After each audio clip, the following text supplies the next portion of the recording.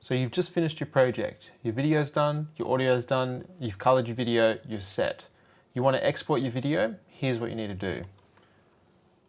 You'll drag your timeline cursor to the very end and click O for out, and make sure you're also set for the start, I for in.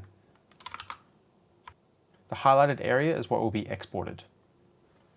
To export your media, go File, Export, Media, or Control M on the keyboard.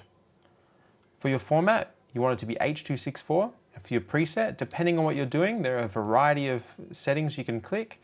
Ours will be going to YouTube, so we'll be selecting the YouTube 1080p. This will bring up all your basic video settings for this particular preset. We'll make sure that the width and height is correct, 1920 by 1080, and the square pixels are 1. We want to render at maximum depth and use the maximum render quality. Down the bottom, it gives us an estimated file size of 7.8 gigabytes.